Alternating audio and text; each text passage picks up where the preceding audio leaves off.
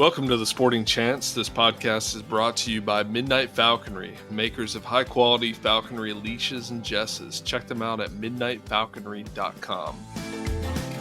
Ashley Clark Falconry, the highest quality leather falconry equipment, handmade in England, built to last and looks damn good while you're at it. Check them out at aclarkfalconry.co.uk. Be sure and use the code SportingChance10 at checkout. North Mountain Goshawks. Seth Roy is breeding high-quality, true parent-reared goshawks in addition to imprinted goshawks on order. Check him out at northmountaingoshawks.com.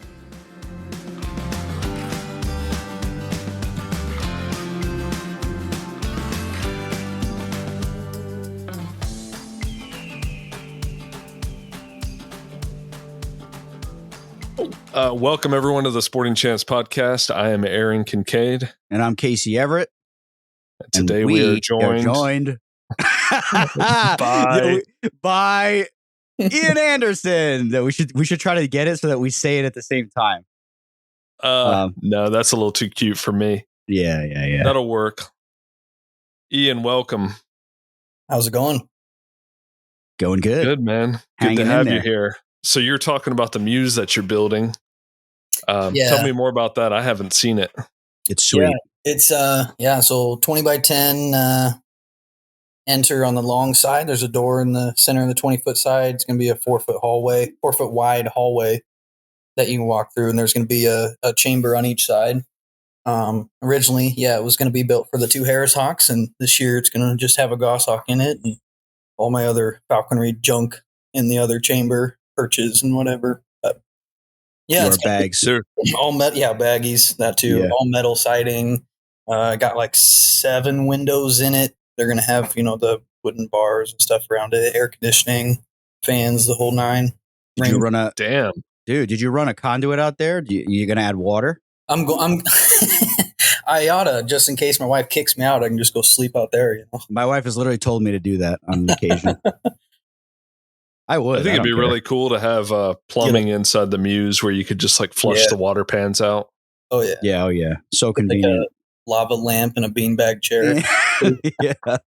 Dude, did you build that whole thing out of 2x6s?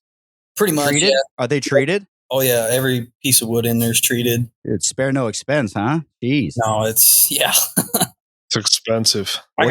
So this is I'm going into this will be my 3rd year as a general. And basically, I got sick and tired of it because up until this point, I'd either been building or remodeling my hawk house every year.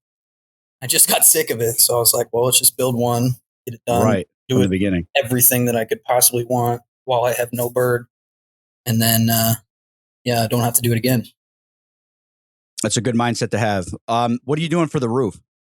Metal siding. Basically, the whole structure is going to be all metal siding, like a pole barn structure. Just the same color the whole way around? Yeah, it's going to be blue and gray to match my house. So it'll be the blue siding, like wall siding will be the same color as my house. And then the gray, I got gray for the roof to match the color shingles I have. So that was an easy sell for my wife. I told her, I was like, oh, it'll just look like a miniature version of our house. It'll look really nice. Yeah, there you go. So she got in on that. Nice. Yeah, that's quite the mew you got going on there. And so just to clarify, it's a 20 by 10 rectangle. Yep. And the entrance is on the short side of the rectangle. Nope. So it'll be like standing at my back door, I can see the 20-foot side and the door is right in the middle of it. Oh, okay. I wasn't following you. No, I got it. You're good. You walk in and the hallway you walk into splits the thing in half. So that I have like an 8 by 10 chamber and an 8 by 10 chamber, basically. That's nice. Yeah, those are nice mews. I think every chamber should be at least 10 by 10, personally. Yeah. Oh, yeah. Think so? I think so, man. The 8 by 8 is just seems so small. I don't know why. It does seem small, but I don't know that another 2 feet on each side really is going to make that difference. I don't know. My bird's basically living in my basement right now, and it's like 25 by 25, so he kind of likes that. Yeah, but he's just an Anais, right? Yeah, he's 32 days old now. And who bred that bird? That was your sponsor, North Mountain Goshawk, Seth Roy. He's interesting. The North American Tiercel. How did that come about? You don't mind me asking. Yeah, so like I said, I was talking to one of my crackhead buddies, and he was like, "Why don't you just get an imprint?" And then so the crackhead and for everyone listening, is Casey. And, That's me. Guilty as charged. and yeah, Casey was like, hit up Seth.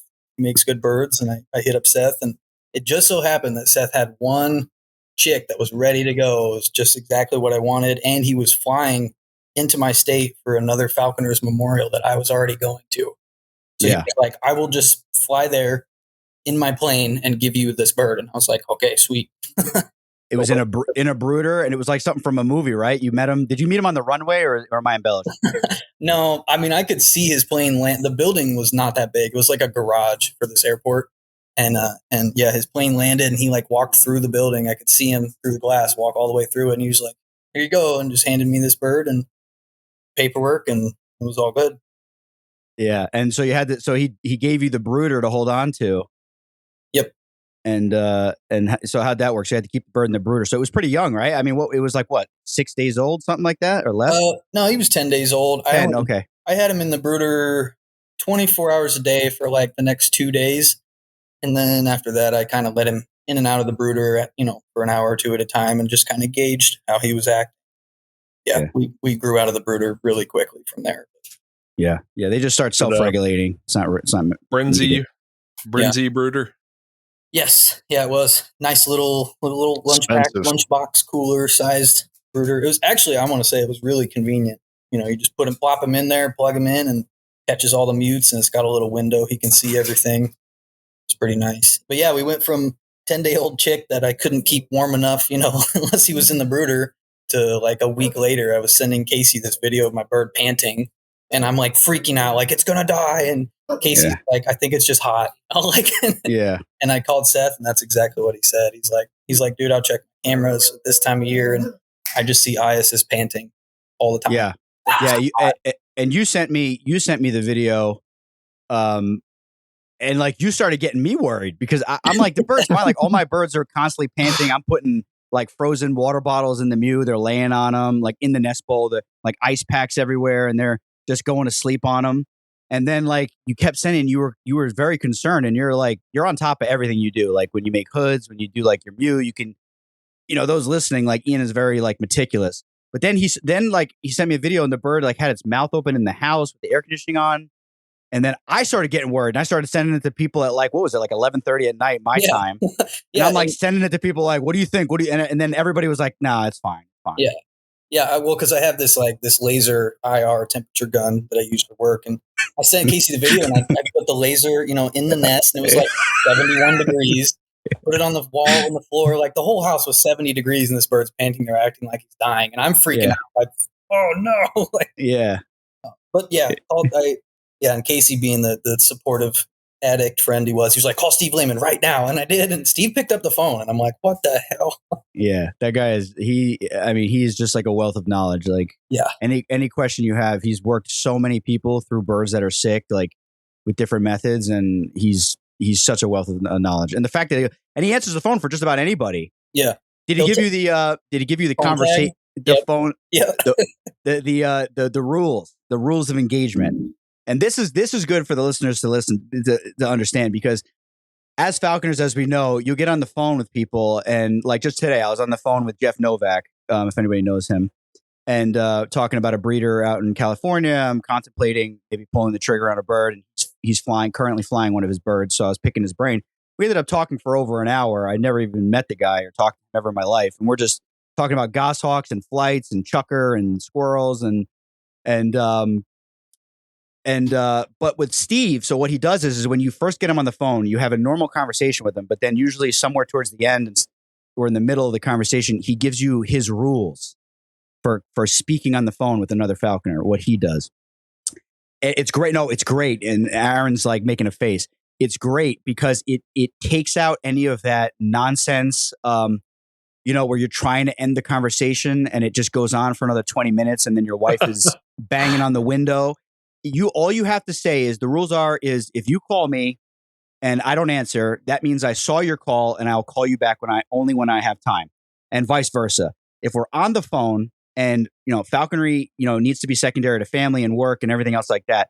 If we're on the phone and they're in the middle of a conversation, even if and Steve was like, even if I'm on a tangent making a point and you say, gotta go, I immediately will just hang the phone up. Bye. Boom. No hard feelings. Done. Bye. We'll talk later. We'll pick it up where we left off. And there's no like hard feelings or like weirdness. Like, oh, the guy just hung up on me. He sets it all. He just breaks it all down. So like all you have to say is like, if my wife gives me a look out the window, and I'll talk to Steve for 3 hours.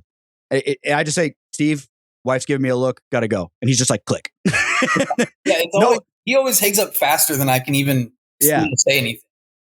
Yeah, and like if he didn't give you the rules, you would think like he's offended or like, you know what I mean? Because you know how it is when you're talking to another falconer on the phone, it could just keep going and going and going because there's so much stuff to talk about.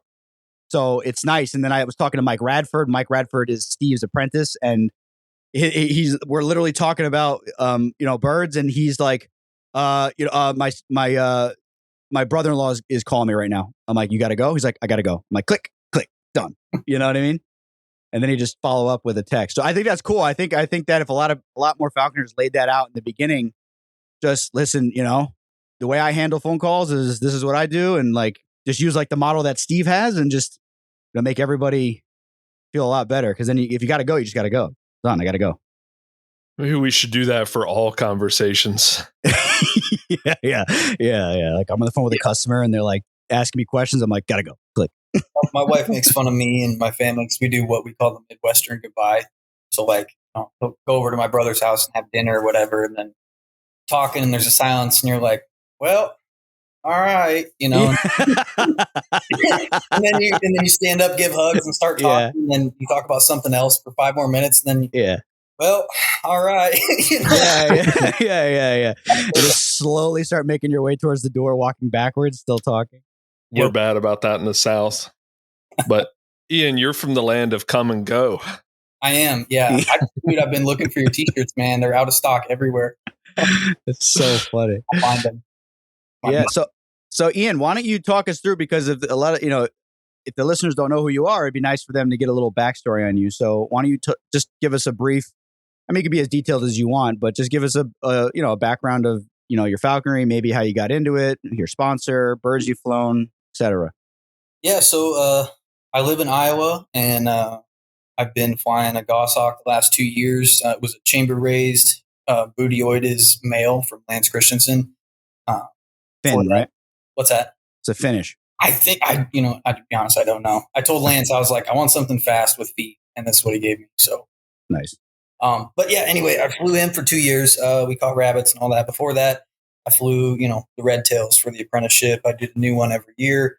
Had a sponsor. He was a good sponsor. He was knowledgeable.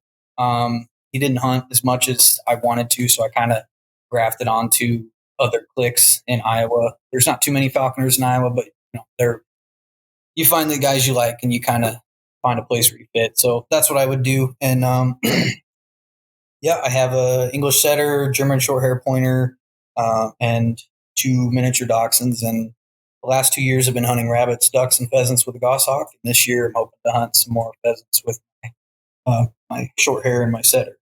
So yeah, where we're at. I've got an imprint right now. He's 32 days old, hopping around, jumping on stuff, putting every little thing, like TV remotes and stuff like that. So yeah, get pretty excited about that. Yeah, it's so fun. Do they stock pheasants? Does the state stock them? Yes, but they don't need to. They stock them for the inner city hunters that have their 140-pound lab and get off the couch on the weekend.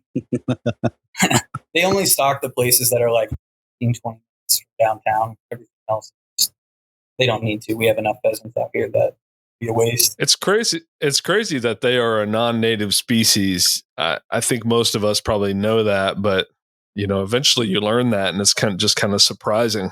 Yeah, they're Chinese birds or Japanese? I can't remember.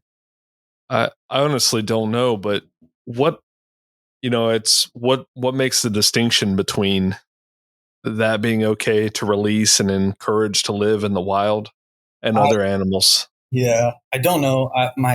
The cynical side of me says it's because it makes them money. Of course, they can charge you a hunting permit. People want to hunt them because they're pretty. Yeah. But the other side of me says I don't really think they compete with a lot of our native species. I think they just kind of fit naturally, maybe nicely. I don't know.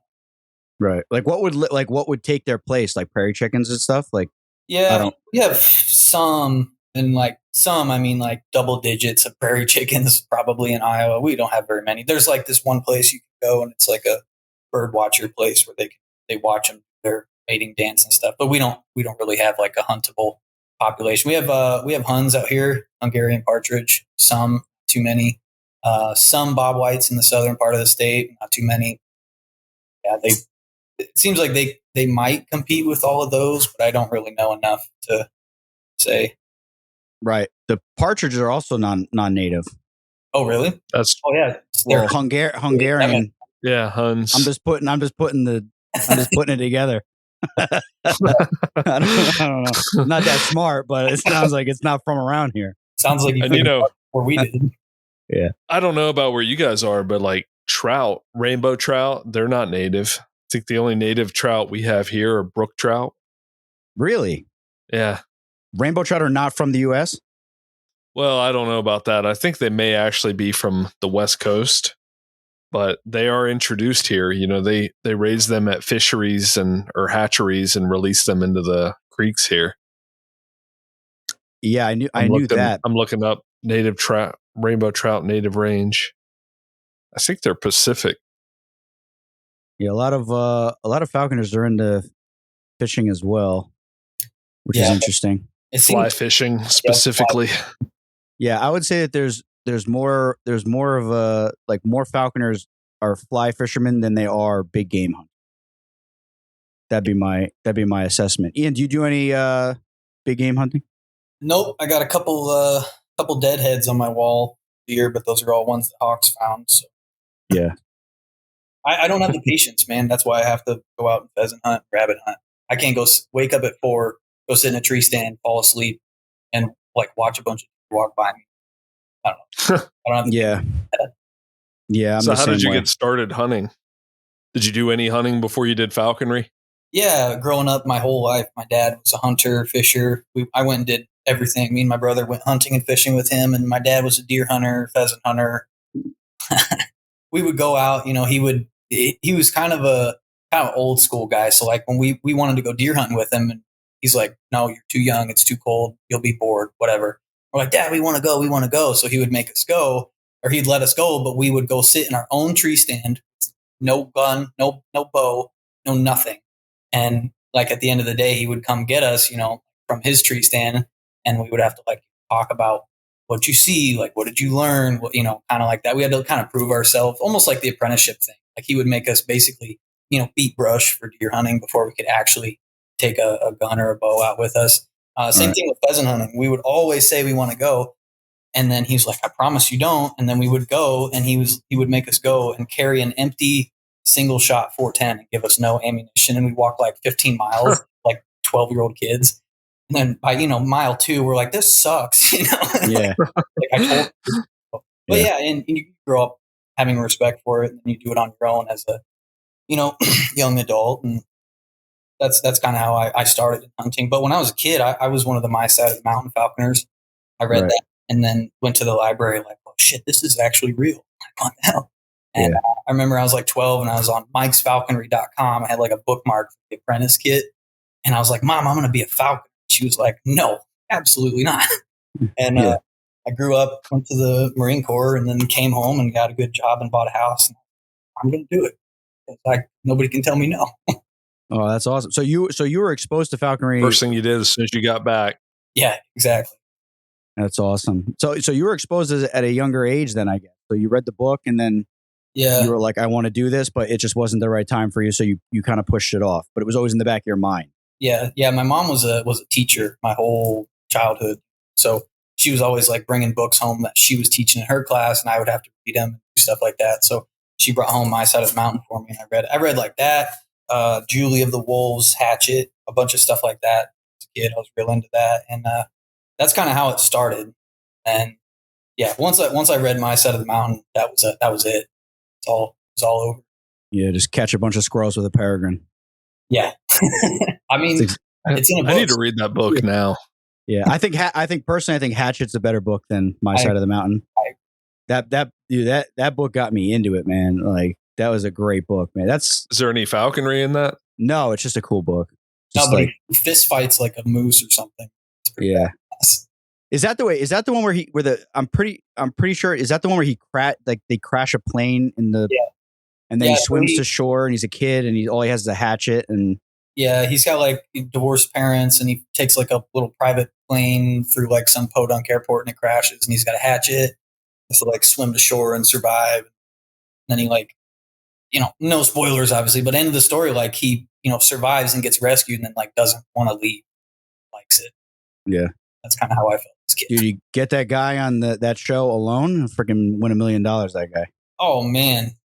There's this one guy, he killed a freaking Wolverine with a hatchet. Remember that? Do you see that episode? No. I don't remember that. I remember the guy who stabbed the muskox like 10 times with the knife. Yeah.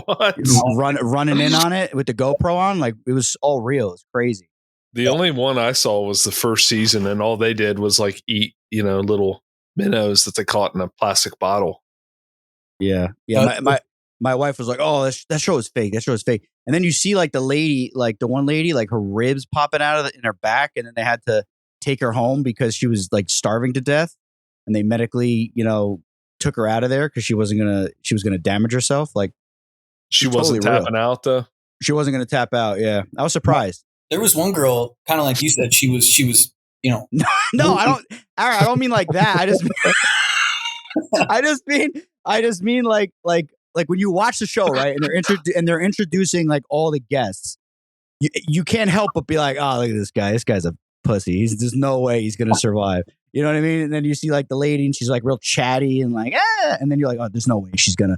But then it turns out that she's like super like her, has like a super strong will and just like is not going to leave, but she couldn't find anything to eat, but she was just going to wait it out. And then they were like, yeah, you're done. You're going to literally kill yourself. So, you know what I mean? Dude, I feel like if I was, the people that get eliminated immediately. They like tap out the first night. Yeah. I saw, those two kids, they were like YouTubers. Remember that? Like the brothers, and the one kid went and he lasted one night and he like he said he like he stubbed his toe. He made up like the fakest excuse ever just to get out of there. Dude, it was so obvious. It was so obvious. The one that I remember was this dude who lost his little fire starter immediately. Oh yeah, you're done at that point. He didn't make it the first night. And then one dude was drinking salt water. And like day 2, he was gone. Dude, there's a guy that I follow and he follows me back. He makes like longbows, like from scratch. And he's also a retired Marine, I believe. He's a veteran. And he went on the show and I was super hyped about it because I messaged him like, I want to buy one of your bows and like whatever. And then he went on and he ended up like destroying his knee like within the first week. Like he tripped and it like whatever, like dislocated and it was all swollen and then he was done.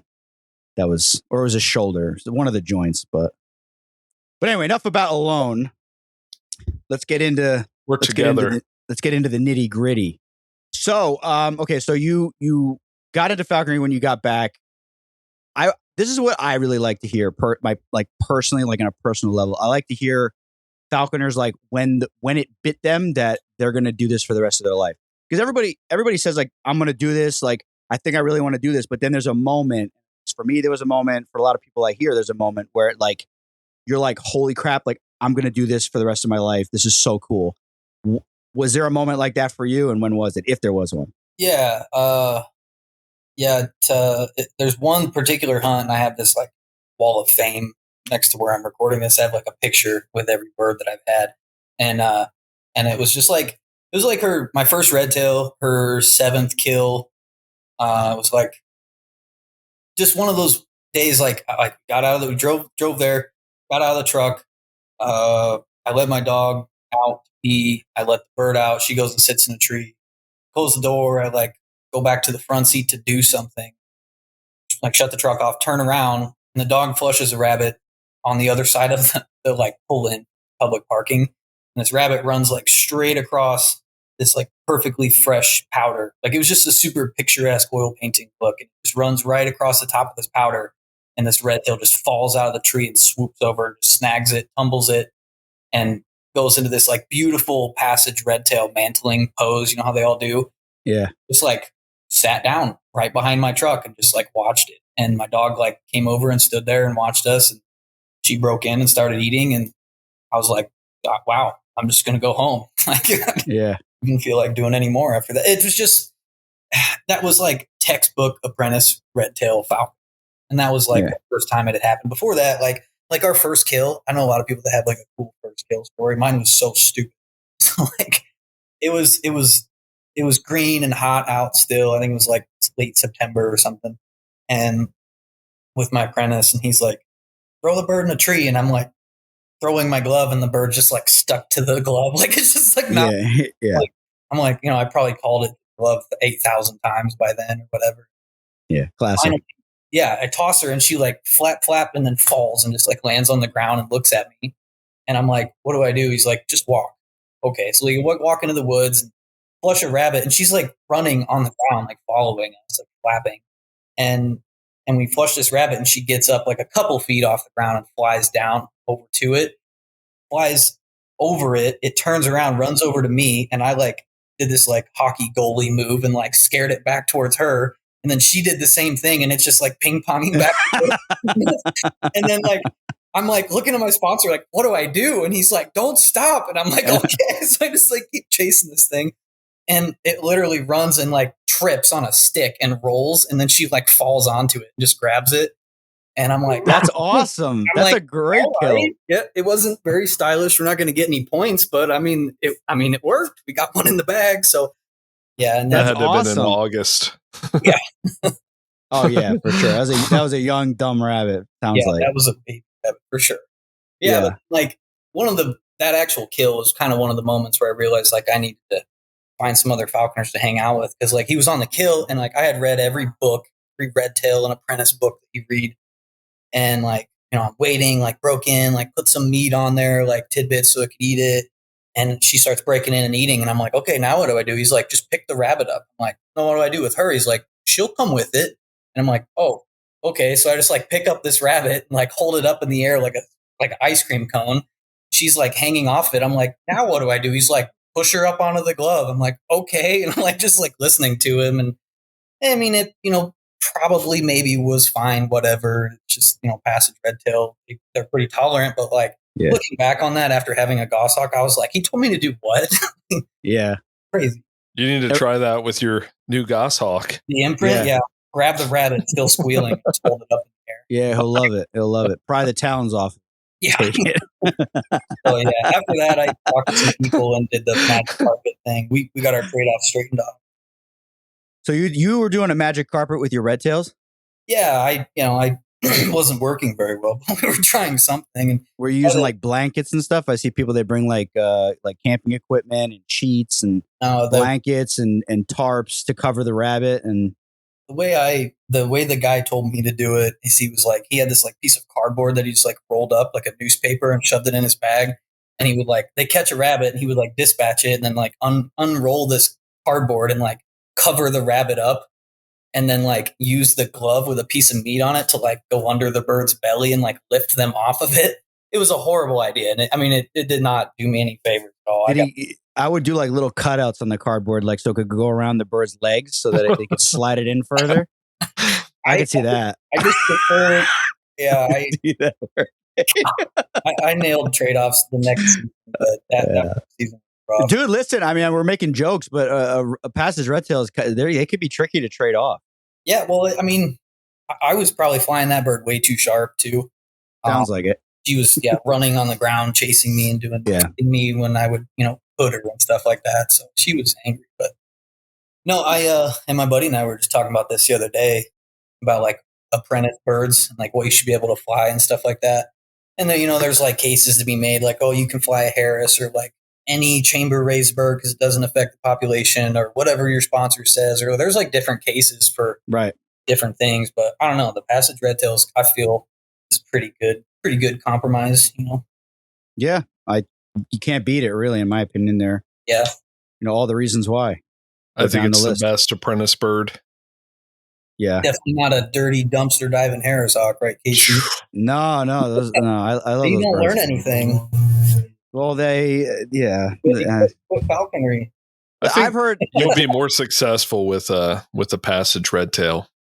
Yeah, because they already know what they're doing. That's what makes it so great. Is like you just put the game in front of them, and they kind of already know that that's what they want to kill. So it's just a matter of working out the kinks of like the teamwork of it, or a passage red tail's not catching rabbits running full speed that were just flushed by your foot or a dog. So a lot of times there's a little learning curve for them to do that. But once they get the hang of it and the timing down, it's like you can't beat it. A lot of states have kestrels as an apprentice bird. And I forgot, was it somebody that we had on the show that was saying that it's a bad idea because of the weight control and less room for error? I think most people would say that. Well, you'd be surprised. But yeah, a lot of states allow kestrels and red tails, but I just think a kestrel just requires so much attention to detail with the weight management that it could just go south super quick. Like you miss one day of feeding or something like that. It's cold out, like it's done. Yeah. I don't think it's a good idea for an apprentice. Yeah. But I'm not into limiting with, there's some falconers who think that we should work with the state or the feds to limit what access we have to what birds. And I think that's a pretty slippery slope to go down. Yeah. I agree. Yeah. I think that we should have access to whatever predatory birds of prey we want, as long as they're not, in jeopardy, at risk. Their populations aren't low. Any healthy populations, we should have access to them. Yeah, I agree. Isn't that pretty much the case, though? What wouldn't be on? Well, peregrines are kind of like a little weird thing because, like New York State, for example, you can't trap passage peregrines, but you can in a bunch of other coastal states. So it's just foolishness. But I know there's some details about that whole thing because I've asked some New York guys about it, and apparently, so whoever's in charge of putting the bill through, they keep trying to add something that is just never going to happen. So they're like, it's all or nothing, and that's they're trying to add Ukrainian aid into it or something. Yeah, that's what they do. Yeah, It's like passage peregrines and missiles for Ukraine. Yeah, $10 billion to Ukraine. But no. I think it's weird how we have like federal duck laws, but all the different states migratory bird treaty act birds like the duck regulations for hunting are so crazy because they have to make it easy to apply to all the states. But then again, like state falconry laws, like your passage peregrine take, it's different for every state. Yeah, the waterfowl thing is pretty interesting because the states are given specific number of days and they can kind of divvy the days up based off of the state that you're in to make sense for your population. Like when they're migrating down, if it, you know what I mean? If they're up higher, the season might start a little earlier, but the same amount of days, you're only allowed to hunt the same amount of days per state, right? I believe that's how it works. So I think Iowa has 3 zones, like north, central, south, and the falconry regs is basically traditional gun season plus it's like a day in February or 107 days, whichever comes first, or something like that. Right. And I think that 107 is federal. It's like a warranty policy for a new truck. Yeah. Crow season down here is like one random day here and there. Oh, really? We have I think it's just blanket open season here on crows. I believe so. Yeah, I don't get why we even have a crow season. That's like saying we have a robin season or a a mockingbird season. Why? You don't think people should kill crows? I mean, I personally don't really see. I mean, no, basically, I don't. They're a great quarry, though. Unless you just want to open the gates up to everything. But I've said it before with Bob White quail in North Carolina, there's more robins than there are Bob White. So, why can't we hunt robins with kestrels? Yeah, or Cooper's hawks or any other bird for that matter. Yeah. I know that doesn't stop a lot of people. But dude, I slipped my Merlin when I was a kid out of my I was in my room doing my homework and I slipped my Merlin out of my window out after allegedly some after birds. A starling. I'm sure there was a starling out there. After an invasive starling that was eating worms in my front yard. And I remember it flew down, dude, like just came out of nowhere, sneak attack right out the window. And it went down. The bird saw it, whatever the bird may have been.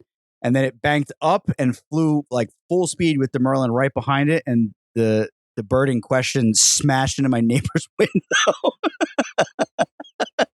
And I don't remember if it broke the glass or not, but it hit the window so hard that my whole neighborhood echoed. And then my bird got scared and jerked up and went down. And then I freaking threw my pencils and shit and ran down the stairs out the front door. And then I swung the lure and went back upstairs and was waiting all over again. That's crazy. Yeah, I know people who have thrown their birds at a starling or a sparrow amongst other birds, and it's like they will always choose the other birds. They'll never go after the starling. Right. Yeah, I've heard the same thing. Starlings put up a good fight, though, as we discussed on previous episodes. Yeah. Any interest in micros, Ian? I mean, yeah, I don't know. The clique that I kind of grew up in here in Iowa, it's just been kind of like a one bird crew kind of people. That's what most of my friends have, one bird. So I don't know. My wife did say, so she knows Jones falconry. She sends me the reels. Yeah. Throwing churro out the window. And she's like, you can't keep that goshawk inside. Once he grows up, he's got to go outside to the mew. I'm like, oh, okay. She's like, baby, you should get a kestrel. Keep it inside. What? Okay, Dude, that's an in for you. Just do that and then slowly increase the size of the bird. Just like swap it out for a Sharpie one day. Like, I don't know. He molted his feathers. He looks different. Yeah. Then a coops and then a goshawk right in the living room. Like sitting on like a wall perch or something. But so this is on that same subject, keeping birds in the house. I think that it's worth discussing what exactly it is that you did, because I personally saw your chamber tiercel from Lance fly, and that bird was like, when I tell the audience that it was a parrot that killed things, it was a parrot that killed things. It didn't pay any mind to anything around it. Nothing threw it off. You could literally pet its head and scratch its neck while it's plucking a freshly caught rabbit. Zero mantling. It landed on my head, right? You have the video. Yeah. It landed on my head, and then I reached up with my bare hand and just got it on my bare hand, and I think it took a slip from my hand. It did, yep. Then back to your glove after it missed. That bird was flawless. It really was. And so I just want to know, just for the audience and anybody that's, if somebody's listening that has a chamber bird or aspirations of flying one, can you talk us through step by step what you did with that bird to make it come out like that? Yeah. To be fair, I appreciate the compliments. He did have one massive flaw. He did not like my large dogs. And I'm sure that was something I did somewhere along the way where he kind of wrote them off. But that was the only flaw he had. Anytime he saw the big dogs, he would slick down and put his neck real low, and he wouldn't eat, he wouldn't chase game, whatever. So, but other than that, yeah, so I got the bird at hard penned, empty but fat, and I just put him on this sort of a barrel tire perch that me, Steve Lehman, and one other guy kind of talked about, and I sort of came up with my own version of it because I use screen perches for my red tails, big, 6 foot by 3 foot tall screen perches for my red tails, and just kept them in the house for the first 2 months and then put them outside. And I like that. But the problem with that is they, screen perches, they're likely to get tangled up on them and stuff. So Steve Lehman was talking to me about the tire perch, and he basically just takes a low profile, wide, sports car tire, something like that, and ties them to that. He would have a 2 crossing wires in the middle of the tire and tie their leash to that. And he said it effectively acts like a Ming perch, but 3D. Because a Ming perch it has 2 sides, but it picks up the leash so that it keeps their talons and their tail up in the air when they bait. Okay. So he has a tire perch on the ground, and I wanted to take that concept but raise it up in the air because I have my big dogs and I didn't want them in space.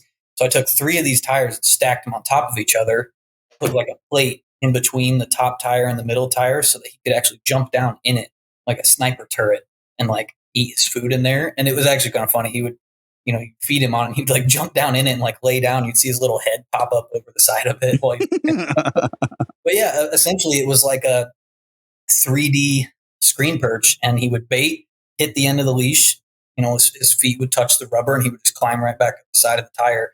And he lived on that perch from the day I got him till maybe October, probably 3 months. He just lived on that thing. I mean, he would go in a travel box here and there when we're going to hunt or going to, train, but he didn't sleep outside at all. He just lived in my house, and yeah, I just treated him like a Harris hawk. That's what the breeder Lance told me.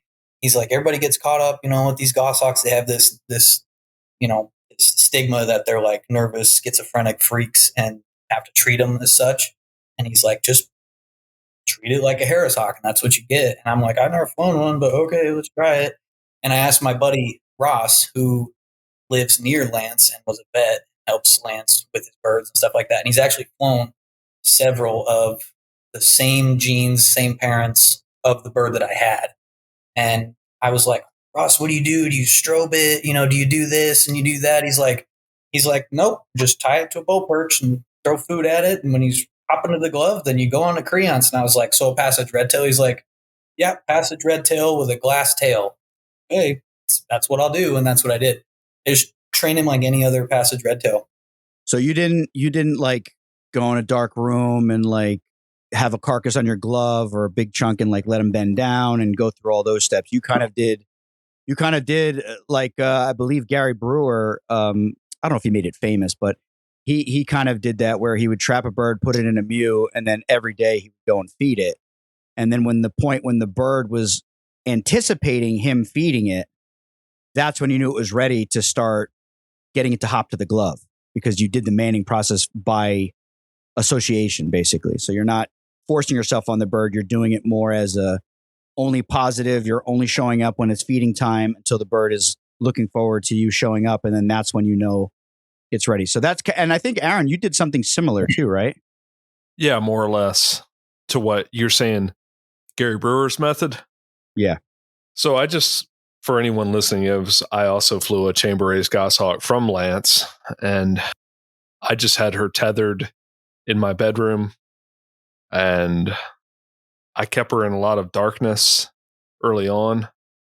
And at night I would pick her up after a few days of throwing her food in a dimly lit room, pick her up and watch TV with her and do that traditional thing.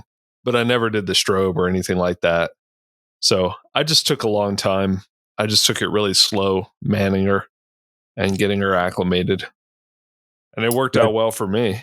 Yeah, these chamber European birds just seem to just naturally want to do it. And I will say, Casey, so like I didn't ever throw food at it on the perch. That when I was talking about him like popping his head up over the edge, but that was way later on when I could hand feed him like a parrot. But like way early on, what I would do. So like the other benefit of the tire is like it's wide enough you can set tidbits on it. And so like I would tie him to it and he would just sit there and I would just put like Hansel and Gretel breadcrumbs like all around this thing. So something I figured out with my red tails pretty quick is like, when you try to get your red tail to jump to the fist, like they'll do everything but like move their feet. They'll lean, they'll flap their wings or whatever. So I figured out with the red tails, what I do instead of like holding my arm like perfectly perpendicular to them, I would actually stand behind them, put my elbow like at their shoulder and hold a tidbit above them. And they would see my elbow, like my bare skin, as like a step or like a ladder. So instead of them going straight to this glove with food, they would step up onto my arm and walk up it like a ladder. So like, and I figured out as soon as there's like this weird unlock for the birds, like they have to unlock like, oh shit, I can move my feet. Like they have like weird fear thing. And once they figure out, oh, I can move my feet, like I have my own free range, like then it's game on. That's what I did with him. So he was on the tire perch and I would put tidbits, all over it. And the dogs are walking around, like my wife's making dinner, we're watching TV. And he's right in between like the couch, the kitchen, and the TV.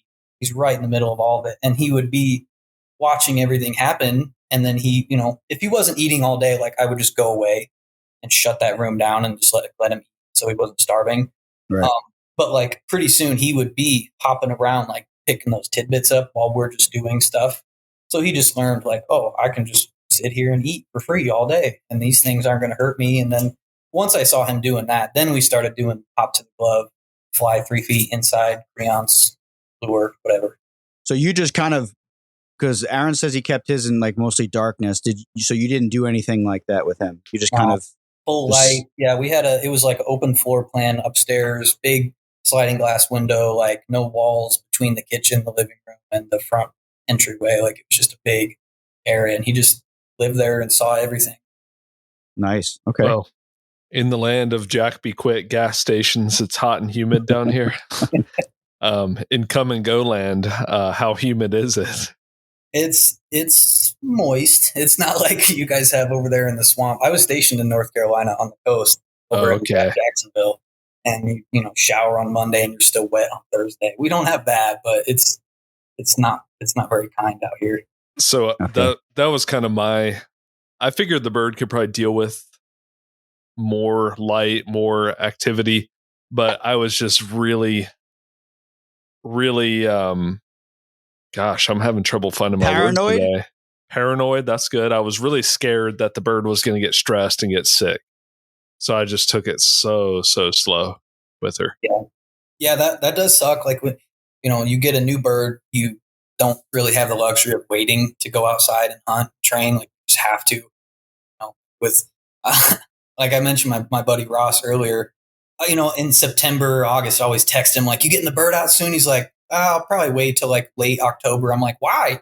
He's like, "I don't want to hunt pheasants while it's green." I'm like, "Oh, that makes sense." But like, I don't have the patience for that. So yeah, I hate hunting when it's hot and green outside.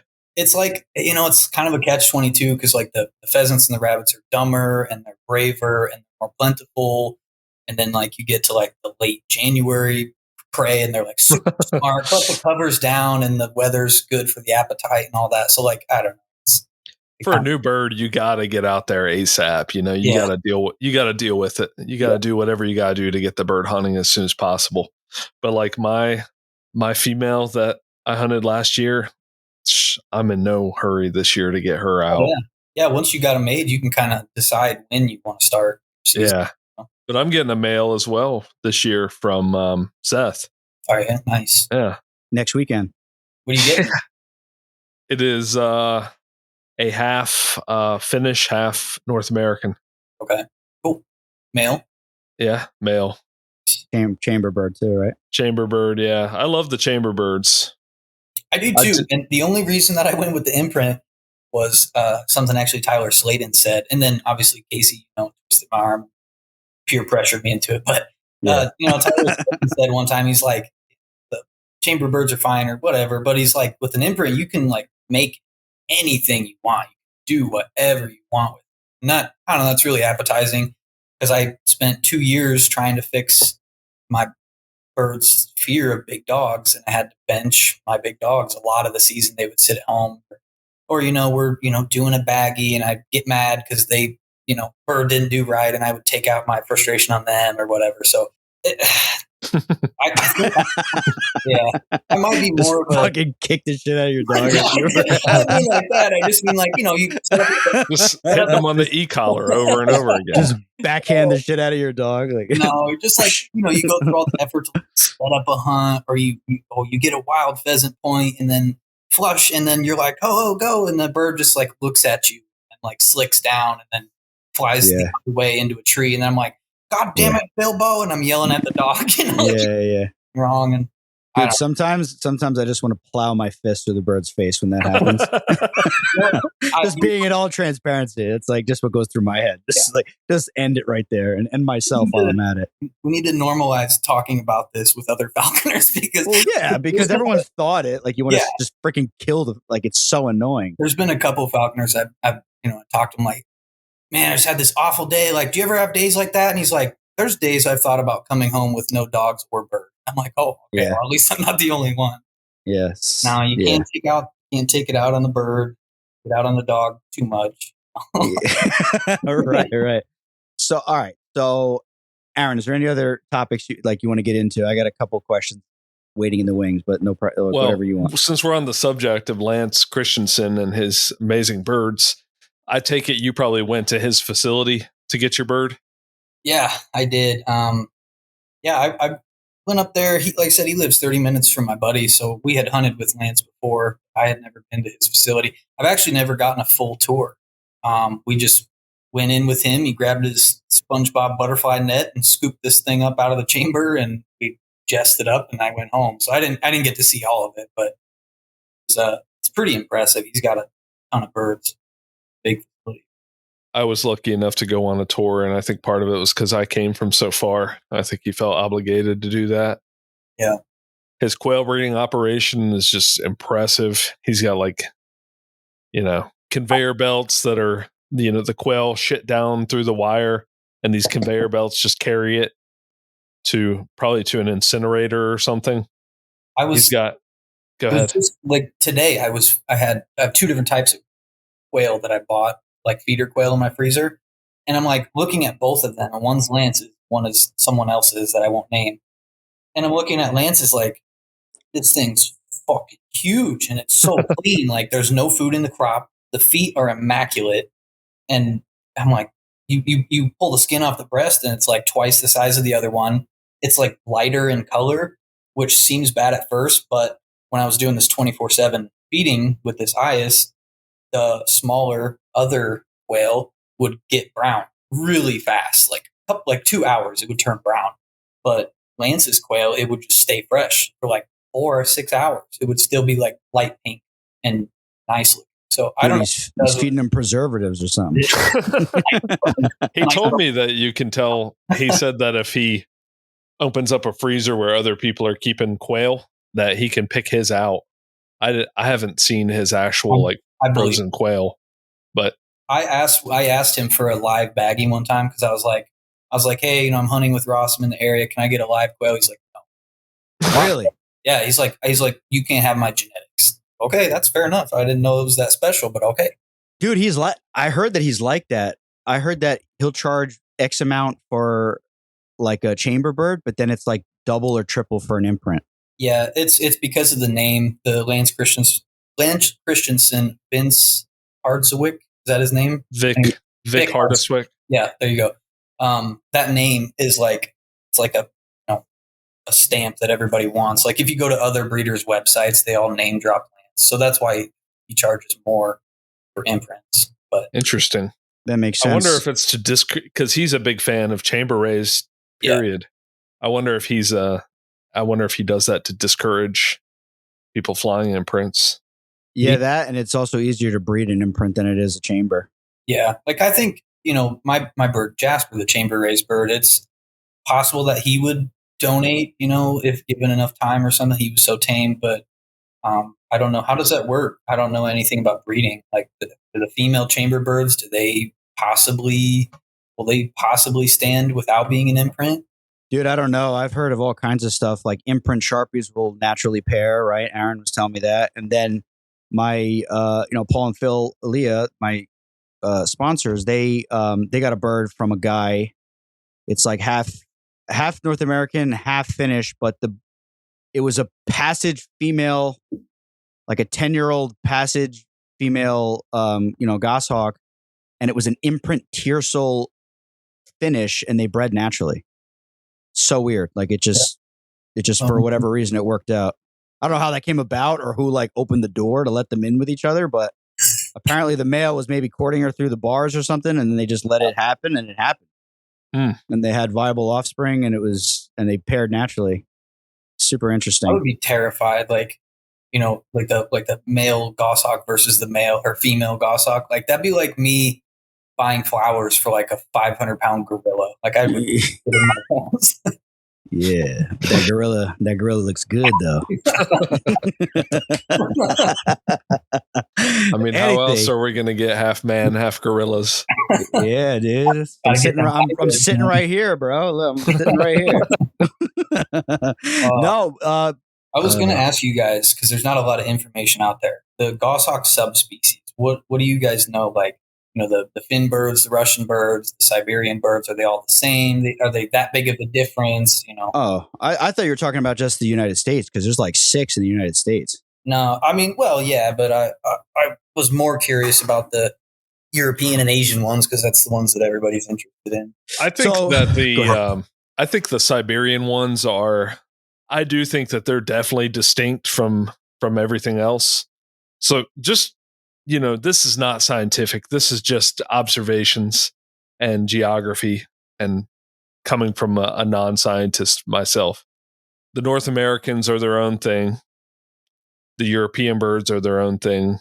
And then the Albitus Russian goshawks, East Asian goshawks are their own thing. And when you look at them, they have the Albitus. They've got their eyes are like kind of farther apart, in my opinion. Casey's shaking his head no. They look like harriers to me, the way that their faces are constructed. But it would make sense that they would be like that because they are prairie birds. They live in largely treeless, ice fields or grasslands, whereas the rest of them are forest species. Yeah, the just from my personal experience flying both and all three, the albitus bird is a completely different bird, like 100%. So why were you shaking your head no? Because they don't look like a harrier, and I knew where you were going with that. They look like a goshawk. They have like froggy looking eyes. I think that all goshawks have that look to them when they're in the wrong state of mind, and I think maybe the white feathers make it more like dramatic what they look like. But the albitus birds are completely different. I mean, if you look at them in flight, and even their flight style is completely different. All of their flight styles are completely different. The North American is 1,000 times more maneuverable and snappy, and in my opinion, more explosive. The fin birds are like a red tail. The albitus birds are also like a red tail, where they're like bigger and like a little slower and less maneuverable. But the thing that I noticed, and this is like a proven fact, that the albitus wings are not they're not short and round like a North American. They're almost long and pointy like a gyrfalcon.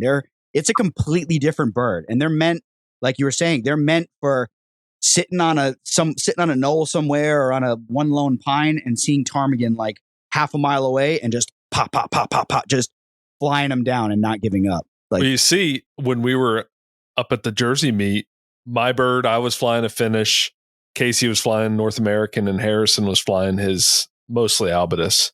It's a 50-50, I think yeah. It was 50-50. It seems like it favors albitus. Well, because it's white, but it's a 50-50. Regardless. It definitely seemed like that bird's bread and butter was when the rabbit broke out into the open long distance. If he was flying somewhere where there was super thick cover, his kill count would be much lower. And I know that from personal experience. That's not a jab. I've put the same amount of slips in front of all these different birds for the last 7 years, and the North American just mopped up the floor and just grabbed every single one, because it can turn on a dime and it can squeeze through tight spots. And my big crosses like this, I had the same cross, two of the same cross that Harrison's flying, and it's as dramatic as a difference as a red tail to a goshawk. And then so if you take that difference, right, the difference in speed, maneuverability, and then you take that same exact difference, like whether you quantify it in a number, it's the exact same difference from an albitus Finnish cross to a North American female. That's how much different it is.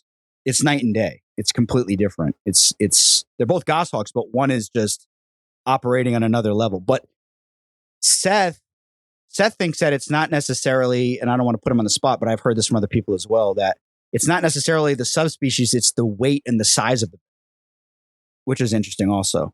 Because my Tirso, which was a Russian albitus, I mean, he could turn on a dime too. I mean, there was nothing he couldn't catch. He was like a little ninja. Same thing with your bird, Ian. Yeah. Jasper was like a little freaking sniper. He'd freaking squeak right through there and grab whatever he could. So my buddy and I would fly our birds, on the same day all the time and like alternate. And like you were saying, Jasper, he followed like a Harris hawk. He was never more than 50 yards from me. And he would, zip in and out and fly up, ladder, hover, and do all this cool stuff. And then his bird was a big white Russian female. It was like 10 years old.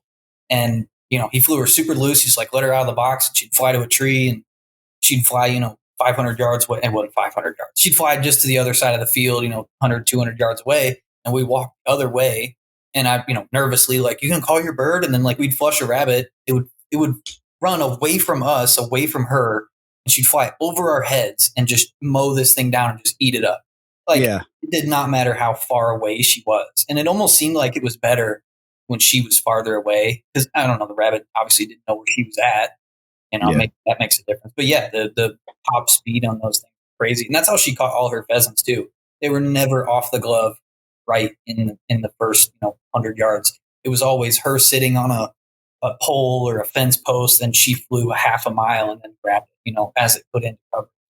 Yeah. There's something Yeah, to be that. Yeah, oh yeah. I just think it's ingrained in them to be like that. And I was talking to Jeff Novak, like I said earlier in the conversation. He flies an albatus, just 100% on chucker. That's all he flies. And he said that bird, and he's flown all different birds, so he has a lot of experience with goshawks. And he said it's a night and day difference. The North Americans, in his personal opinion, they're more apt to follow and put them in, and then get them on the reflush. Where the albatus, it almost like a gyrfalcon and a merlin, how they want to chase. You know how they have that instinct where they just want to chase, and guys who fly those birds, it almost seems like they're getting off on the chase rather than trying to catch it. Like they just want to chase it, like a sighthound. And he says that it's kind of similar to that, where like no matter where that thing goes, the bird is trying 100% to get it. It's not following it in any way. It's pumping with all its might for like all the way off like 500 yards, and it's catching it. So it's pretty cool. You know what I mean? And I was talking to him on the phone today because I might get a bird from a breeder that he knows. So, what are you talking about?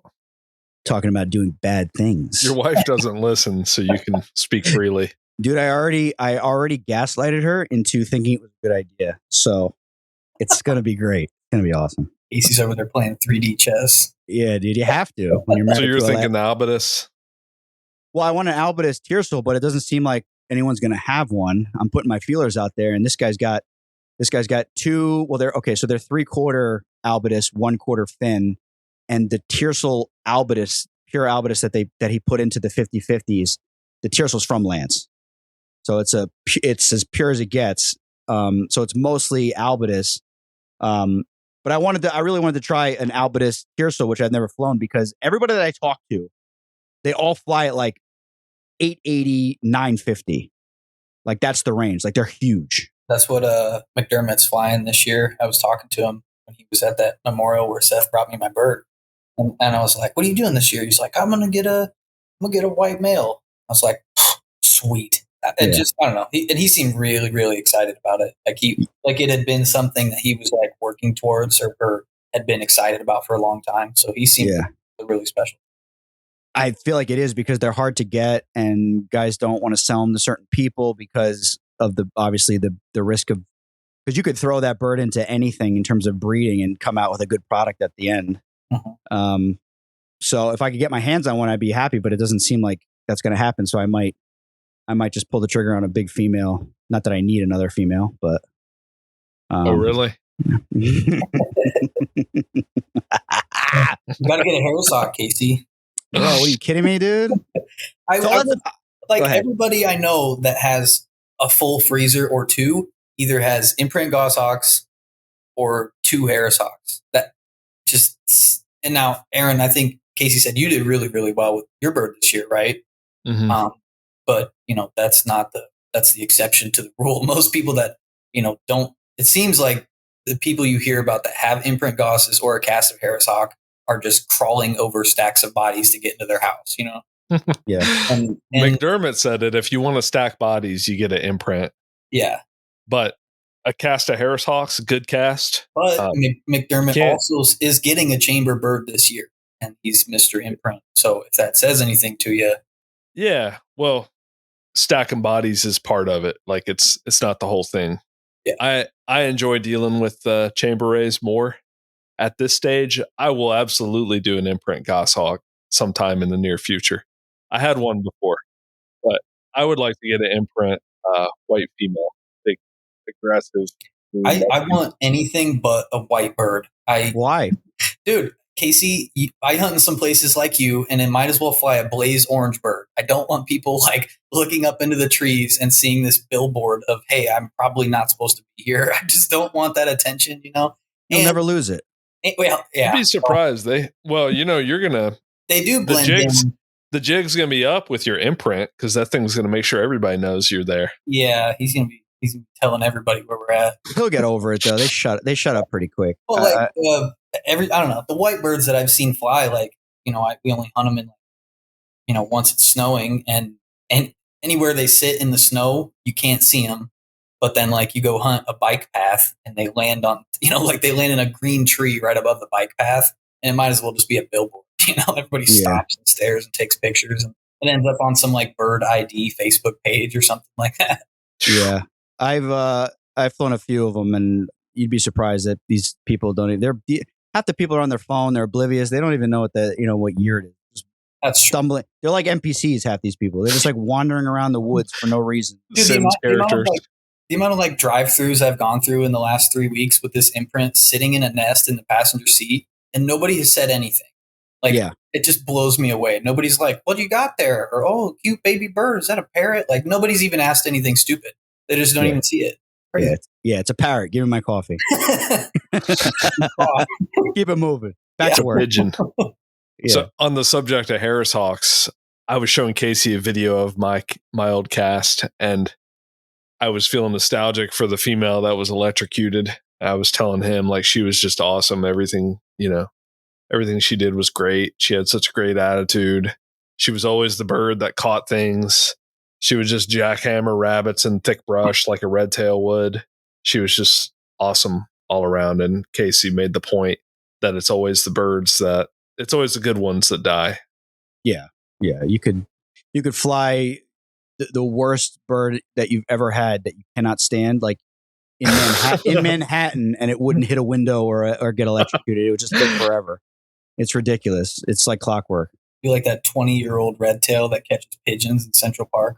Yeah, pigeons and rats. It's a whole generation of red tails that do that. That's something that should be studied more closely, because it's not just one bird. It's every bird that's raised there watches the parents go up like a peregrine up over the city and then dive through the flock like a peregrine and snatch one out and then go land and eat it. Yeah, and they all learn to do that, and they all do it. It's they all so must crazy. be immune to the diseases that those pigeons carry. I mean, who knows? I mean, yeah, it's a good point. I don't know. Yeah, I don't know.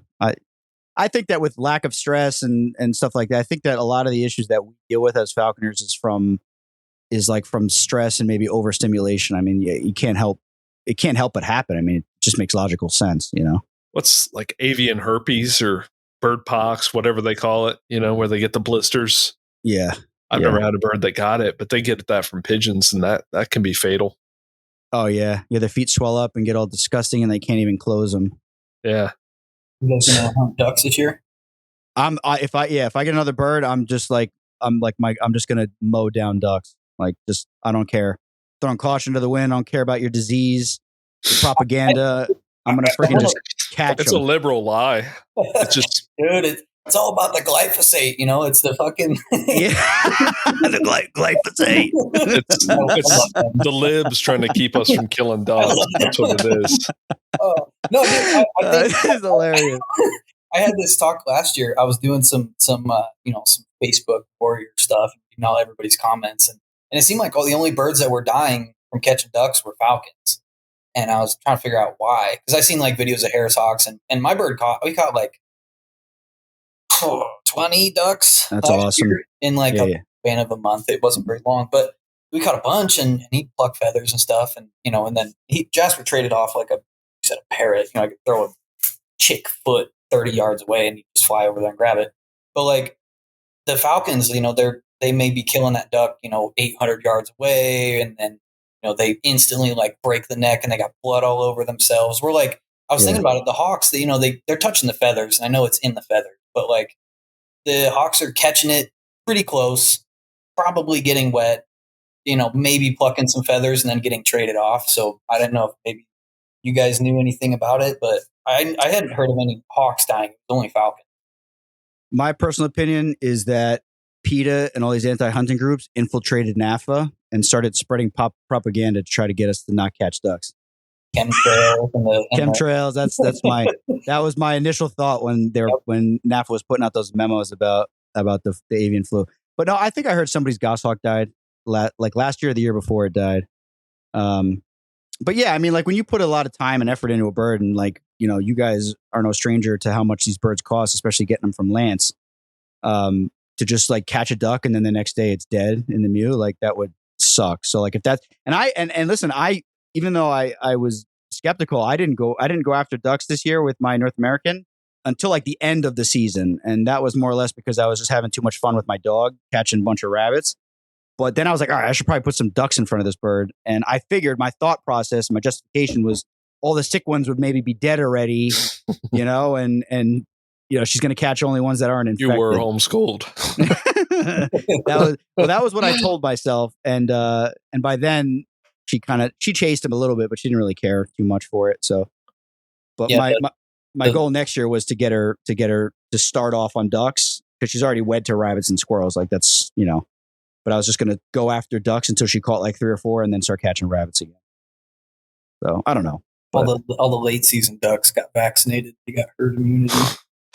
Yeah. I think I'm going to try it this year. Last year I stayed away because my bird was $4,000, and by the time I got there and got back with it, it was probably $5,000, and it would be my luck. The first duck she caught, it would have been done. Yeah. So I avoided ducks. Yeah, that's an interesting thing. He was only catching rabbits, and I know goshawks catch rabbits, but I was like, man, he's a duck hawk. I was like, I have a duck hawk. I felt bad that, my bird wasn't catching birds. He's only catching rabbits, and that's typically like a female goshawk thing. So I just wanted to show him ducks, and I did, and he just fucking clobbered them. So I was like, okay, now I have to. Dude, your videos of him catching ducks were making me jealous. Oh, yeah. Dude, it was so fun. His first duck catch, I don't have a video of it because I let my buddy Joe, who I've introduced you to, Casey, he lives in the moment almost too much. So he's like holding the phone and he's like, ho, ho, ho, and then puts the phone at his side, Yeah. So we were making, but anyway, it came off the water, and he chased it, and the duck flew into this dead tree, this dead pine tree with nothing on it. It was just branches. And it looked like it was going to hit the trunk, and it turned and just rocketed straight up into the air. And that duck did not have the vertical speed that goshawk had. It just looked like Jasper had him on a fishing line. He just smacked him, cartwheeled all the way down, and smacked him. Oh, it was the coolest freaking duck flight I've ever seen. And that was his first catch. Yeah, and I don't have a video. And then I saw that, and I was like, we've been utilizing 50% of this goshawk's potential. He's just falling out of trees and hitting rabbits, we were doing, it was fun, but I saw him catch that duck, and I was like, oh, I feel like it would just be so cruel to never show him ducks again. Even if it kills him, goshawk, I think of goshawks as the Viking mythology, Valhalla and stuff. The goshawks, they want to die in battle, and I'm not going to intend, and they will. Yeah, I'm they don't need help dying. They definitely will eventually. So, I was like, man, do I just sit on the bench and hunt safe rabbits, or do I let him do goshawk things, chase ducks? And that's what we ended up doing. And he did fine. He didn't get sick at all. But dude, I thought that was a snake, but it was your dog's foot. It looked like it looked like a reticulated python coming towards you, but it was your dog's leg stretching. He had a long week at work. He worked 80 hours this week, so he's stretching out. Good dog. So yeah, those slips, because you were telling me that those slips are not around your house. You're kind of traveling. Yeah. You can talk about that a little bit? Yeah, so only one of the duck videos that you'll see on my Instagram is actually in Iowa. Every other single one of them is in Minnesota. And Joe Hans, my buddy from Minneapolis, is shout out to Joe for guiding me to all these fantastic duck spots. There were spots where, and we also had a weird El Nino winter, Iowa. We didn't have any ducks. I remember I saw 2 hawkable mallards all of last year, and we didn't have any. So I would go to Minneapolis to hunt ducks, and Joe would take me all around town and show me these fantastic spots. I mean, they're just little 8-foot wide creek that's only 1.5 feet deep, and it goes for 400 yards through this drainage out of some suburban little park thing, and there's 800 mallards sitting on it, and you flush them all, and you catch one or don't, and then you go dry off in the truck with the air on, and you just watch them just fall out of the sky like leaves, and they just land right back in the same water. And then you just because all the big water freezes up, and they have so many tiny, teeny little streams and creeks and stuff like that. The ducks will leave, fly a big circle around the area, and then they're like, fuck, and then they just fly right back into the same little creek. That's funny, dude. I had no idea that was in Minnesota. I figured it was just in your town. No, I had to drive 4.5 hours, one way every day to go do that. That's worth it. Because I would rather do that than hunt rabbits or watch pheasants fly away. So that's Yeah. Yeah. So he had trouble with pheasants. Yeah, he could catch them, and he did. We caught him, but it was with no dogs, like kind of shisty slips and Yeah, with no dogs, it's just kind of luck of the draw, questionable right? and things like that. But yeah, no, we caught pheasants. He would chase them and catch them and hold on to them just fine. But anytime he saw that dog, he would just turn off. He would just slick down and like bend over at like a 90-degree angle and like get all in one line and stare that dog down. Put the wing wall up and not eat. Like I could take tidbits and like rub them on his beak and he would just flick them on the ground. It was so, and I flew that bird. I had a massive weight range where I could fly that bird. I could fly him. We caught rabbits at 800, 810 in like August, September, whenever. I think it was like early September. It was like 90 degrees out. And then I also flew him all the way down to like 690 and he caught rabbits at 692. Like we just had this massive weight range and he was never mantled once, never like screamed footed, nothing. We just had this huge window and I tried every weight in between for like a week or two, and I was on the phone with Casey talking about like, weight is not everything. Like what speed did he get to that weight? What is he eating? When was the last time he's eaten? Sort of stuff like that. But I tried everything to get this bird over his fear of dogs. And I don't think it had anything to do with the bird, the genetics, the chamber raising, anything like that. I just think he saw one of my dogs do one thing one time and then just wrote him off forever as like, nope. Did you have the dogs in the field with you like early season, like every day when you were entering him? Yep. Baggies and all that kind of stuff. And he still just got turned off by it for some reason. Yeah. And he was in the living room. They were walking around. I had a muse that had like one whole side of it was like open, like wire and screen and wooden bars, like floor to ceiling and stuff like that. Yeah. He was as exposed as you could get. And maybe that was too much for that particular individual. Yeah. I mean, it's definitely possible. Yeah. You could overdo it where it just puts them in the other direction. Yeah. It could have been as simple as like I said, that muse that, one side of my muse was exposed basically. It could have been, maybe he was just like taking a bath one time over in that open area and the dogs came thundering down the deck stairs and like wrestled and just scared the shit out of him. And maybe like from that one time, he was just never, ever going to trust them again. I don't know. Yeah.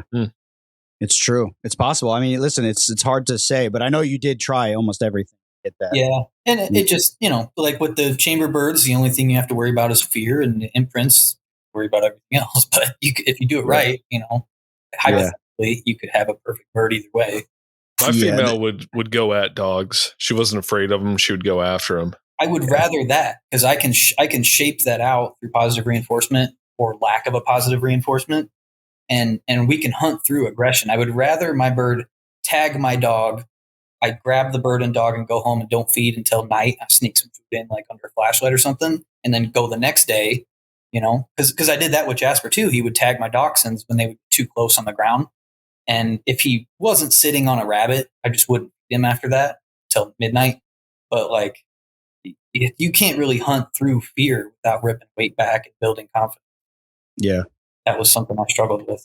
Yeah, that's another reason why I like the imprint, is because you can, like you said, you can shape stuff, I feel like, a little bit easier. And I've never flown a chamber goshawk, so I can't speak to it, but it just makes logical sense. And yeah, that's what I was telling you, because you're all worried.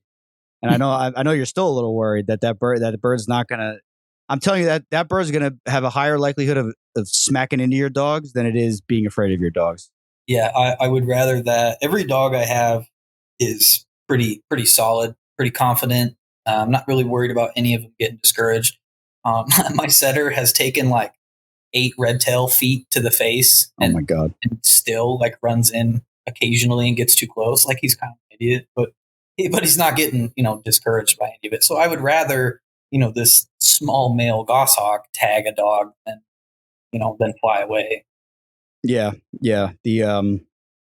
My female, if Ginger gets anywhere near her on the glove, she just hits them for whatever reason. And I believe that was a hand feeding thing, because I think she views the dogs as siblings in the field. So she wants to try to get them out of the field so that she can do her thing. But then also when the dogs are opening, she knows what that means and flies over and just hovers over them.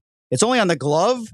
on the ground or in a low, very low perch where she'll like, if the dog runs too close, she'll like just fly down and nail it.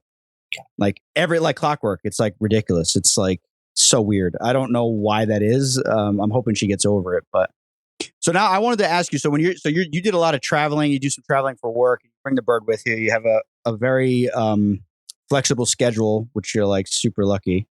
And so you went up to Minnesota and you did some duck hawking. And then who is the gentleman that was the way I like to say it was a bad influence on you?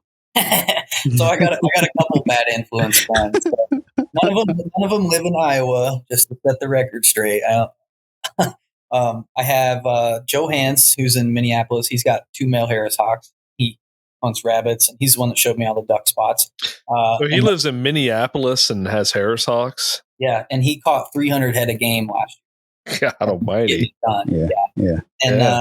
And then my buddy, I have a buddy Tyler Fork who lives in near Omaha. He's got 2 Harris hawks. He flies 2 Harris hawks over 3 beagles, and he caught a whole shitload of rabbits last year. I got a buddy Lance Green in Wisconsin. He's got 2 female Colson Harris hawks. He catches rabbits and squirrels. Yeah, I got 3 different buddies that have Harris hawks, and they all do really well and have a lot of fun. So I would go out with them and, go from struggling with my bird not wanting to fly over dogs to watching the Harris hawks do Harris hawk things, and this looks so easy. Yeah, sounds about right. I was hungry for success, so I almost got 2 Harris hawks this year, and I still would like to fly 1 or 2 someday. It looks like a lot of fun. You should. You should. Yeah, you could try it once. But yeah, those are my Nothing wrong with that. ones. Casey, you're one of my bad influence friends too, so you're not safe either. Yeah, but no, he cleans up with those birds. But what I like to say is, if you're catching 300 with Harris hawks, it's the equivalent of 150 with a goshawk. Yeah, that's true. He flies 2 males though, and watching the 2 males fly down rabbits is fantastic. I mean, if that's mostly what he's hunting, then I think 2 males are probably the best thing for cottontails. Listen, if you can't fly a goshawk and you don't know how, it's fine. Just fly the Harris. Yeah, just get your Harris. Joe did fly a male goshawk hand-me-down that season as well, and turned it around. It was, refusing rabbits, and by the end, I think he caught quite a few rabbits with that goshawk too. So he's flying the 2 Harrises and that male. I think it was like one of Jasper's cousins or clutch mates or something. It's from the same breeder, same time, same chamber. Was it a chamber bird? Yeah. Oh, okay. So yeah, I think it was one of Jasper's relatives or neighbors. So besides me as a bad influence, because you went from doing it and then you were going to do it, and then it was just like imprint goshawk mode. Yeah. It didn't take much. I wanted to do the Harris hawks. I was really sad about not flying a goshawk. So when you kind of put the pieces together for me, and I just had to do it. So, if I can do it right, we will clean up on pheasants, because I have so many pheasants out here. Yeah, you'll clean up. You'll have a good time. Yeah. Where were you going to get the Harris hawks? So I still have a non-resident New Mexico permit. I was going to trap a passage from down there, and then I was going to get a chamber-raised female. I was hoping to trap a passage male and a chamber-raised female. That was my hope. But yeah. So you were going to just jump right into 2 birds fresh off the bat. Yeah, everybody I talked to said if you're going to get one, just get 2. They said it's only more time consuming until you get them to catch a couple head of game individually, and then you just throw them together and they just do it. So they said, it's only flying 2 separate birds for a little while, and then they said it's no more of a time to have 2. And right.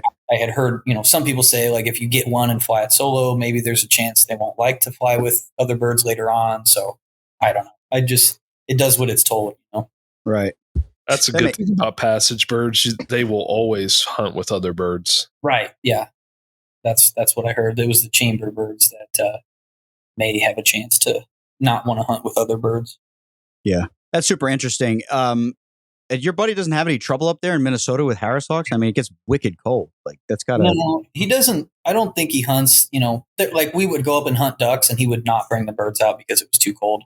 So those, that 300 head of game he caught was all in Harris hawk weather too.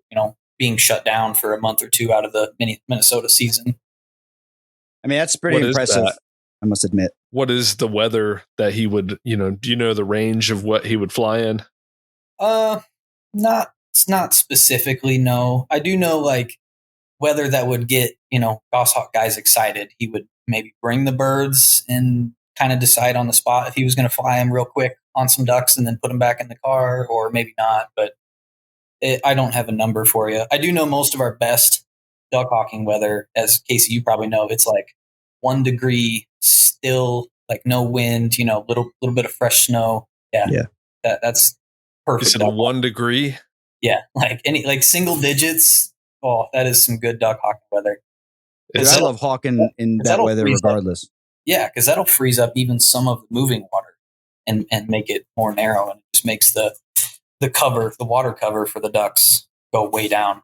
It's never that cold in North Carolina.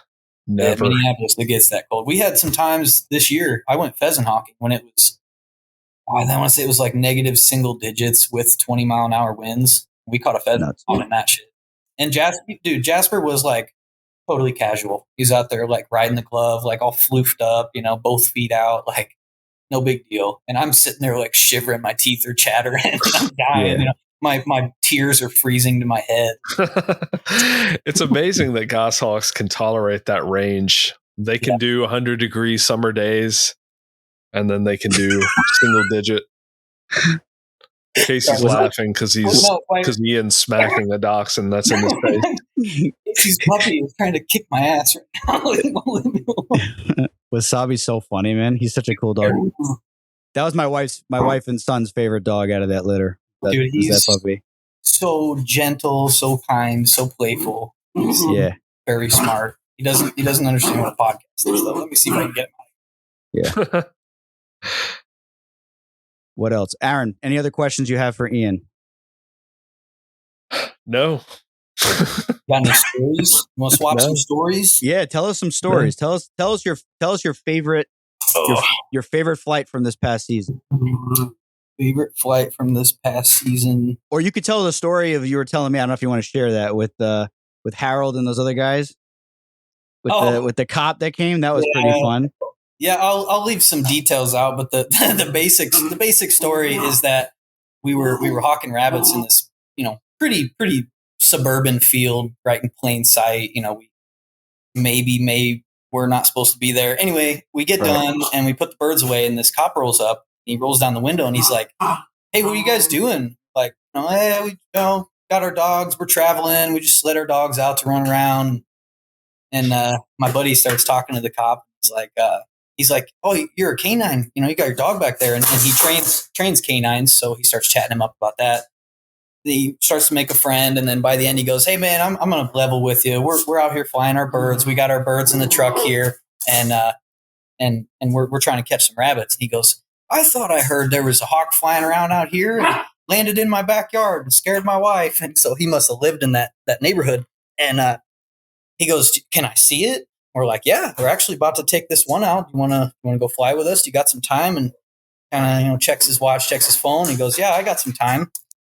And so we get the bird out, and it was Harold's female North American. I think she's like 7, 8, 9 years old or something.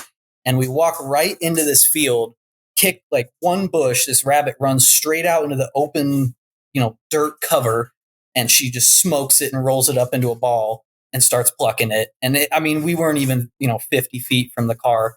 And he's like, "Wow, that's pretty cool. Can I take a picture?" And we all do this group picture. And we're like, "Well, that was pretty quick. You want to stick around and watch another one?" He's like, "No, some old lady fell down at the old folks home. I got to get going. But you know what you're doing."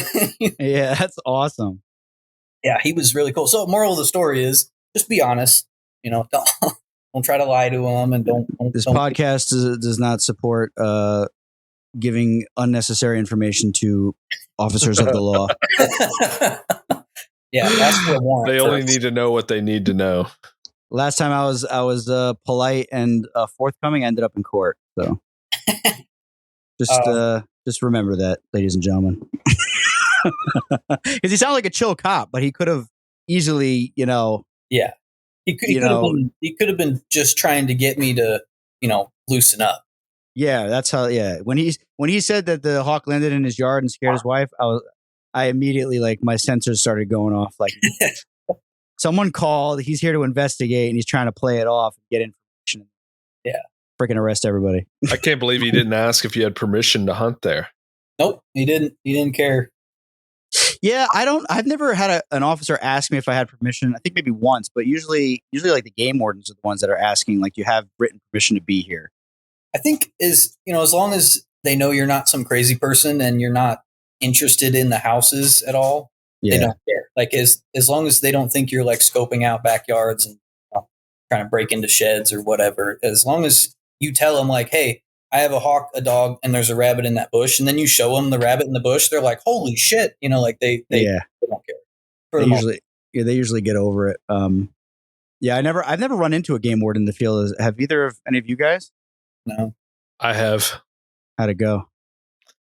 I have a gunshot wound on my side from it. No way. Really? No, I'm joking. Oh, I was going to say, you waited this long to tell that story? It's like a lot of my stories. There's not much to it. We were hunting somewhere and they pulled up because they just assumed we were hunting with guns. And they asked what we were doing. We told them we were doing falconry, and they said, can we see your licenses? And then the following year, we were in the exact same place, the same time of year, and they pulled in and they said, you guys are the falconers, right? And we said, yeah. And they said, can we come with you? So we were walking through the woods, and I don't know if you're actually allowed to like shake vines to squirrel nests. Oh, come on. You got to be able to. I think you can. I don't know, man. Why? So why wouldn't you be able to? I was just trying to play it really. I didn't want to stop and say, hey guys, is it legal to shake squirrel nests? Because then there would be like, well, I don't know. Why do you do that? So yeah. No, I was for a friend. Yeah, we didn't. Yeah, a friend of mine likes to do it. And I'm asking for a friend. But we were seeing nothing because it was a really cold, windy day. And eventually I was just like, fuck it. I'm shaking some squirrel nests. And like the first one I shake, a squirrel pops out. He just pulls his gun out and he's like, get on the ground. Just tackles you. He was waiting the whole time. Yeah, man. And so we caught the first squirrel the first and only squirrel that we saw, and they just thought it was the greatest thing ever. But yeah, they did stop and ask for our licenses though. Yeah, they'll definitely do that. I remember my only experience with a game warden in the field, besides being in court, was a friend of ours is friends with like the head of the department for New Jersey. And he thought it'd be just a great idea to invite like the head honcho of the game wardens to come out with us at a Jersey meet. And why? And I don't know, dude. I don't know. And I just remember like some of the other guys that were there were like, they didn't want to go and they were like trying to avoid it. And the guy was like, no, come on. I told him you guys would show him a good time and stuff. So he was there like in his full gear. And all I remember is that I had earrings at the time, like Guido. I had like big diamond, and he was just making fun of my earrings the entire day. Like I'm just like ripping me apart. It was good fun, or was he being? Not really, to be honest. But yeah, he just kept making fun of my earrings. But yeah, I mean the earrings are kind of weird, so I took them out anyway. But that was my only experience with a game warden. Did you take him out after that? I took him out like when he wasn't looking over. He doesn't look back at me. They're not there anymore. I'm never wearing earrings ever again. No, my wife actually told me that I had to take them out because when we were dating in Argentina, if you have earrings like that, it means you're gay. That's all it means. Like 100%. So she's like, if my family comes to visit or we go down there to visit my family, you show up with two earrings, they're gonna think you're like some, or not weird, not a weirdo, but they're gonna think it's very strange that you're doing that, and then I'm gonna have to like explain to them that it's an American thing. So just if you don't mind, Ian, you ever gotten into any shit out in the field? Yeah, nothing too crazy. Like I don't have any, crazy top Karen stories like Casey does, but I got propositioned by a hooker at a Super 8 one time with one of my birds. No, we were hunting this like little willow pond for rabbits behind a Super 8, and I'm on the phone with Joe actually, and this rabbit scoots out, runs straight across the parking lot, straight in the way I don't want it to run, and Jasper was in a 100-foot tall tree right above me, and he flies over and just tumbles it right in the middle of the parking lot. And I run over there, and there's a lady like running towards my bird. And I'm like, hey, stop. It's my bird. It's my bird. No. Like, I'm afraid she's going to stomp it with a broom or something, So I'm like running over there, and I hear her, and she goes, oh, just let go, baby. And I'm like, oh, he's not going to let go, ma'am. I'm sorry. And she's like, no, the rabbit. And I'm like, oh, interesting. Okay. And she was talking to the rabbit, like, just go with it, little rabbit. Like she's trying to She was talking to herself, I think. He probably was. so like, I walk over. She was strung out. But anyway, I run over and I dispatch it. I like get between her and the rabbit and like dispatch it. And then I get back out of the way. She's standing there. She's like, is that your pet? And I'm like, yeah. He caught this rabbit. I'm gonna take him home and yell at him, whatever. Yeah. She goes, can I look? I'm like, yeah, sure. So she comes over and, she pets him while he's eating this rabbit. And I trade him off and leash him up, get him up, go back to the truck. And she's following me. And I'm like, yeah. She's just chatting me up about, crackhead stuff. And, and I'm like, all right. Well, doing the Midwest goodbye. Yeah. What kind of stuff was she saying? She was just like incoherent. I don't even know. Over there, there's trees and stuff. I love nature. Well, I live here. That's my home behind the trash. And then we get all the way, and I didn't go to my truck, but I went to like the parking lot where I parked near it. And like, my bird's like weirded out by this lady, kind of. Yeah. So I could tell like she's weirdo. And she kind of finally gets the idea that I'm trying to get out of there. And she's like, well, if you ever come back here, I like to see Jasper again, and you can come see me. I'm in room 138 or whatever. Yeah. Oh, I'm like, oh, I'm all right, man, but have a good one. And I like went to go get in my truck, and I was like, I better wait. I wait near my truck, and she just like sits down in the middle of the woods and like stands up and starts like walking figure eights in the woods. And I'm like, what the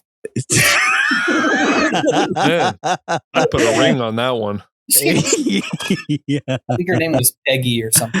Peggy, good old Peggy, gonna take care of you down at the super motel. She's gonna peg me. Room 108. I got propositioned at a field meet one time in Kansas.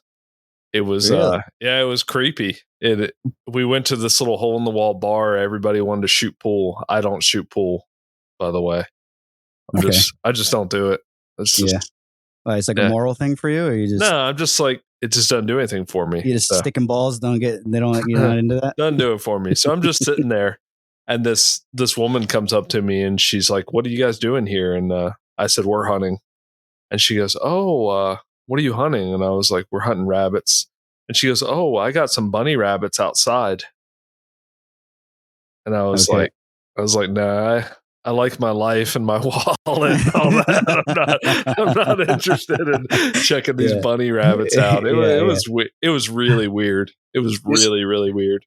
When you said I got some bunny rabbits outside, I was thinking that video I sent you, Casey, that it was like careful feeding your dogs a raw rabbit diet. And it was like that fucking like sex toy rabbit thing. That was disgusting. That Rottweiler threw up. Oh, that was so disgusting. Yeah. Dude, we can't get through a podcast without disgusting stuff. You should have seen the last episode. That was talking about what is it? Trichinosis. Oh, yeah. Trichinosis, tapeworms in bears. Ian, have you ever seen rice breast in a duck? Mm-mm. You haven't caught enough ducks then. I haven't. No, I haven't. Maybe he's not paying attention. I'm getting goosebumps thinking about it. No, you can't miss it. It's not a matter of paying attention. If they have it, it's you can't miss it. It's disgusting. I haven't seen it. It's like these cysts all in the breast of the duck, and it looks like rice embedded in the breast. It's so disgusting. Nightmare fuel. It is. It's disgusting, and I know people that will just eat it anyway. It's disgusting. I would not. There's no way. No way. Yeah. Nope. It's very disgusting. Have you guys ever run into like drug dealers or homeless people? Oh yeah. I'm the king of homeless people. Tell us a good homeless people story. Who, me? Yeah. No, Aaron. Well, you said you're the king. Well, yeah. I mean, I'm amongst them all falconry season. It's just they're my hunting buddies. They're my brush beaters. Yeah. Just like how about you, Ian? A couple here and there. I ran into a drug dealer once. We were duck hawking in Minneapolis, and he was like, there was like this bridge that went over this creek, and he was like standing under the bridge. Of classic. Yeah, like with his hood up, like hiding, you know. I'm like, all right. So we just like went the other way, you know. And I looked back, and he like walked up to this apartment, stood on their door, and some guy came out, met him. You know, they like talked and shook hands, and then he went back into his house. And I'm like, oh, okay, all right, I know what this is. And so like I was like, all right, well, you know, at least he's not a crazy person. He's got something on his mind. So like we hunted back down that way towards him, and he's like, bro, what kind of parrot is that, bro? I was like, oh, it's a hawk. We're chasing these ducks. He's like, cool. Can I help? Yeah, sure thing. So he helped us like slip some ducks, and then he's like, that's pretty cool, man. I gotta go. Take it easy. And he just like walked over to some other apartment, like a drug kingpin out there just hunting ducks with us. Yeah, that's crazy. Yeah, I don't. Yeah, I just run into so many people all the time that it's hard to like just like I'll just like people will walk past me and I have a giant white goshawk on my glove and they'll just look at me and then I'll like say, oh hey, how are you? And then they just like look back ahead and just keep walking like they like, you know, like in New York, like someone's getting like murdered like right on the sidewalk and everybody's just walking past like they don't see it. Like it's like that. Like it's just I don't know. Like how could you see something like that and not be like, wow, what the heck is that? Like they just in the Midwest, and I'm sure Aaron, you probably get it in the South too, but everybody wants to talk to you all the time here. Like you can't stop and pump gas in Iowa and not talk to the guy next to you. It's just, and it's annoying at some points because I'm just like, I just want to be left alone. But everybody who sees you hunting is like, how's it going? How's your mom? And I'm like, God. That's not a bad thing. No, it's not. But I haven't really had any negative interaction hunting. Like they're all positive, but it just slows you down. And, you know, I didn't get into this sport to do like the education and this is a goshawk and they live in stick nests and conifers. And I didn't get to do that, you know, so. That gets so old to me. Yeah. I thought about, my buddy told me, he's like, you should get a t-shirt QR code. And like when people see you, they just like scan the QR code and they get like a little 2-minute video, like explaining like, this is what I'm doing. Leave me That's alone. not a bad idea. I thought about doing that, like getting cards and like mailing them to like farms and nurseries and stuff with a QR code and just say scan me. And then it would be like a video would pop up and I'd be like, hey, do you have rabbits on your property? Me and my bird. Yeah, I'm Casey Everett. We want to catch your rabbits.